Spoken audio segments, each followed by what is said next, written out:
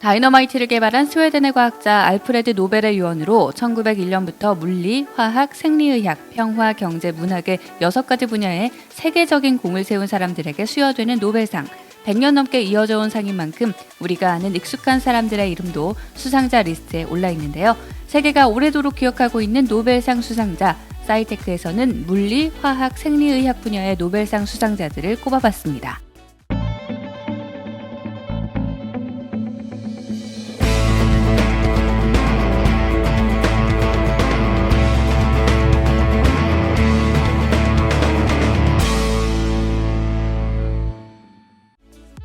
첫 번째, 우리가 퀴리 부인으로 알고 있는 마리 퀴리는 한 번 받기도 어렵다는 노벨상을 2번이나 받았습니다. 1903년에는 노벨 물리학상을, 1911년에는 노벨 화학상을 받았는데요.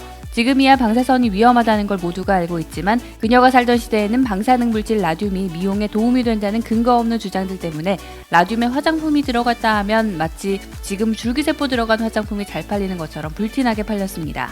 무려 프랑스 유학을 하며 소르본 대학에서 물리학과 수학을 전공한 후 2딸을 낳고 경단녀가 됐지만 과학자 남편이었던 피에르 퀴리의 적극 지지로 둘은 함께 연구에 나섰는데요. 부부가 함께 라듐을 발견한 공로로 1903년 노벨 물리학상을 공동 수상했고요. 이후 1910년에는 라듐을 분리해 폴로늄을 발견하는 등 라듐을 연구했다는 공로로 노벨 화학상을 혼자 수상했습니다. 심지어 마리 퀴리의 딸 부부인 이렌 졸리오 퀴리와 프레데리크 졸리오 퀴리도 노벨 화학상 수상자라고 하네요. 평생을 방사능 연구에 바친 그녀는 결국 과도한 방사선 노출로 사망하게 됩니다. 그녀의 유해에서조차 상당량의 방사선이 방출돼 있어 결국 프랑스 정부는 그녀의 사후 방사선 차단관으로 옮겨 재매장을 했다고 하네요. 두 번째 인물은 X선을 발견한 빌헬름 콘라트 렌트겐입니다. 우리가 어디 다쳤을 때 속을 들여다보지 않고도 알 수 있는 이유, 바로 엑스레이 때문인데요. 바로 이 X선을 만든 고마운 과학자죠. 독일 출신의 렌트겐은 1895년 파장이 짧은 전자기파 X선을 발견한 업적으로 1901년 노벨 물리학상을 받았습니다. 그가 어떤 실험을 했는지 복잡하니까 생략하고 쉽게 방을 어둡게 해 빛이 없는 상황에서도 매번 발광이 나는 지점에 있다는 걸 알아낸 렌트겐은 원인을 규명할 수 없는 어떤 광선 때문일 것이다 라며 X선으로 이름을 붙였는데요. 물체가 이 새로운 광선을 투과시킨다는 사실을 알아낸 후 처음으로 아내의 손을 X선으로 찍었다고 하는데 그녀는 자신의 뼈를 보고 나의 죽음을 봤다 하고 소리쳤다고 합니다. 진단 방사선학의 아버지라 불리는 렌트겐은 X선의 발견으로 1901년 최초의 노벨 물리학상을 받았습니다. 세 번째 인물은 제임스 왓슨과 프랜시스 크릭입니다. 퀴리처럼 유명하진 않지만 알만한 사람들은 다 아는 과학자 두 명이죠. DNA가 이중나선 구조로 생겼다는 걸 발견한 과학자들입니다. 이 업적으로 1962년 노벨 생리의학상을 공동 수상했죠. 1950년대 영국 케임브리지 대학교는 DNA의 비밀을 캐기 위한 과학자들의 소리 없는 전쟁터였습니다. 이 둘이 노벨상을 받게 된 계기는 로잘린드 프랭클린이라는 여성 과학자가 X선으로 DNA의 회절무늬를 찍은 사진 덕이었습니다. 프랭클린과 사이가 나빴던 다른 과학자가 왓슨과 크릭에게 프랭클린 허락도 안 받고 DNA X선 사진을 보여준 거죠. 이 사진은 이중나선 구조를 확신하는 결정적인 계기가 됐고 이 사진을 기반으로 DNA의 나선형 모형을 만들어 1953년 과학저널 네이처를 통해 이를 발표합니다. 이때 왓슨의 나이가 25살이었다고 하네요. 1962년 12월 마침내 왓슨과 크릭 그리고 이들에게 프랭클린의 X선 사진을 허락도 없이 가져다준 윌킨스는 노벨상 수상대에 나란히 섰는데요. 이들에게 사진을 빼앗겨버린 프랭클린은 1958년 38살의 나이로 암 선고를 받고 세상을 떠났다고 합니다.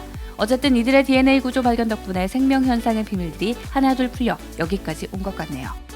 네 번째 주인공은 허먼 조지프 멀러입니다. 그는 유전학자였는데요. 유전자 돌연변이를 연구하던 어느 날 초파리에 X선을 노출시키다 X선에 노출된 초파리일수록 돌연변이가 더 많이 발생한다는 사실을 발견합니다. 말벌이나 옥수수 등을 이용해도 비슷한 결과가 나온다는 걸 알아낸 멀러는 인간이 X선에 노출되는 게 얼마나 위험한지 위험성을 알리기 시작했습니다. 앞서 그의 스승인 토마스 헌트 모건이 초파리를 이용해 염색체의 역할을 규명해 노벨 생리의학상을 받은 이후 1946년 노벨 생리의학상도 X선에 의한 돌연변이 발생의 발견으로 허먼 멀러에게 수여됐습니다.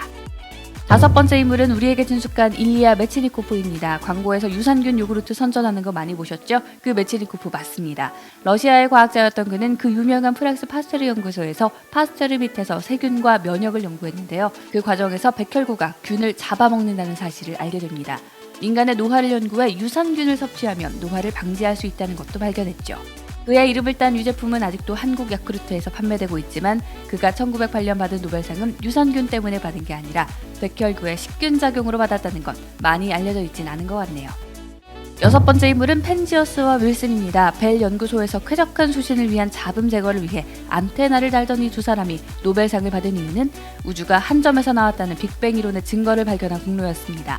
빅뱅 이론은 우주가 한 점에서 펑 하고 폭발했다는 믿기 어려운 우주 기원설이었는데요. 우주가 처음 빵 하고 터지면서 사방으로 흩어진 빛이 차가워진 우주에 남긴 열기가 대폭발의 단서이자 빅뱅의 화석인 우주 배경 복사인데, 이걸 관측해 빅뱅 이론을 대세로 만들어준 과학자들입니다. 이 두 사람은 위성통신용 전파 망원경에 불필요한 신호를 다 제거해도 정체불명의 잡음이 계속 남아있는 것을 발견하고, 이 신호를 없애려고 수리도 해보고 비둘기똥도 지어봤지만 결국 신호를 못 없애고 말았죠. 참다 마지막으로 프린스턴 대학 연구진들에게 물어봅니다. 도대체 이게 뭔가요? 그리고 답을 듣죠. 이 신호는 우주 전체에서 오는 우주 배경 복사라는 사실을요. 결국 이 두 사람은 잡음을 제거하다가 1978년 노벨상을 공동 수상하게 됐습니다. 일곱 번째 인물은 닐스 보어입니다. 보어는 그 유명한 양자역학을 연구한 물리학자로 이 업적으로 1922년 노벨 물리학상을 받았습니다. 고전역학에서는 입자와 파동은 같을 수 없다는 게 상식이었는데, 양자역학의 세계에서는 입자이거나 파동이거나 둘 다 될 수 있는 이중성이 있다는 사실을 발표했죠. 그리고 우리가 보기 전까지는 입자이거나 파동이거나 알 수 없고, 우리가 어떤 걸 보는 그 사실만으로 입자이거나 파동이거나가 관측된다는 불확정성의 원리를 연구했는데요. 아인슈타인이 불확정성 원리에 불만을 표하며 신은 주사위 놀이를 하지 않는다고 말했을 때 보어가 이렇게 답했다고 합니다. 아인슈타인 씨, 신에게 그만 좀 이래라 저래라 하시오. 여덟 번째 인물은 에르빈 슈레딩거입니다. 슈레딩거는 뒤에 고양이가 붙어야 더 유명하죠. 고양이 한 마리와 청산가리가 든 유리병, 방사성 물질 라듐, 방사능을 검출하는 개수기, 망치가 들어있는 상자가 있다고 가정해보겠습니다. 상자는 아무도 볼 수 없게 가려져 있습니다. 라듐 핵이 붕괴하면 개수기가 그걸 탐지합니다. 그러면 망치가 유리병을 내리쳐서 청산가리가 유출되고요. 그걸 마신 고양이는 죽게 되죠. 1시간 뒤 라듐이 붕괴할 확률은 50%입니다. 1시간 뒤 고양이는 죽었을까요? 아니면 살았을까요? 정답은 이 상자를 열기 전에는 안에 있는 고양이가 죽어있을 수도 있고 살아있을 수도 있다는 좀 말도 안 되는 대답을 슈레딩거는 답이라고 대놨습니다. 삶과 죽음이 중첩되어 있다는 거죠. 상자를 열어 결과를 봄으로써 저 둘 중 하나로 결정된다고 말한 슈레딩거는 양자역학의 불완전성을 비판하기 위해 이 실험을 고안했지만, 아이러니하게도 양자역학을 묘사하는 가장 대표적인 실험이 됐다고 합니다. 얼마나 어려웠으면 스티븐 호킹은 이런 말을 했다고 하네요. 누가 슈레딩거의 고양이 이야기하는 걸 들으면 난 내 총을 꺼낸다고요. 아홉 번째 인물은 피터 힉스입니다. 1960년대 물리학자들은 우주 만물의 존재에 도대체 누가 질량이라는 걸 부여했을까라는 의문의 답을 입자로 꼽았습니다. 어떤 입자가 우주 만물의 질량을 부여한다는 예측이었죠. 우주를 형성하는 물질과 힘이 6개의 중입자, 6개의 경입자, 힉스를 포함한 5개의 힘의 상호작용으로 구성된다는 이론이었는데요. 12개의 힘은 발견됐지만 질량을 부여하는 그 무언가만이 발견되지 않은 상태였죠. 1964년 이를 예측한 피터 힉스가 바로 아홉 번째 인물인데요. 한국 출신 입자물리학자인 고 이휘소 박사가 1972년 논문에서 이 입자를 힉스 입자라고 이름을 붙여 힉스 입자라고 불리게 됐습니다. 그래서 이게 발견됐냐고요? 이 입자는 다른 입자에 비해 질량이 크고 짧은 시간에 붕괴돼서 대형 입자 가속기에서만 관측이 가능한데요. 2012년 유럽입자물리연구소가 대형 강입자 충돌기 연구에서 힉스와 유사한 입자가 발견됐다고 밝히며 이 입자가 실제하다는 것이 증명됐습니다. 그리고 그 다음에 2013년 힉스는 노벨 물리학상을 수상했고요. 마지막 10번째 인물은 여러분도 예측하셨을 알베르트 아인슈타인입니다. 상대성 이론으로 상을 받았냐고요? 아니요. 사실 그가 상을 받은 주제는 광전효과, 빛의 입자성입니다. 고전 물리학에선 빛을 파동이라고 봤습니다. 처음에 뉴턴이 입자라고 주장했었지만 아무 증거가 없었기 때문에 나중에 나온 실험 결과로 파동이 대세가 됐었죠. 그런데 아인슈타인의 생각은 달랐습니다. 아인슈타인은 빛이 작은 알갱이를 가진 광자, 즉 입자라고 봤습니다. 그는 금속 등의 물질이 빛을 받으면 전자를 내놓는 현상을 통해 빛의 입자성을 입증했습니다.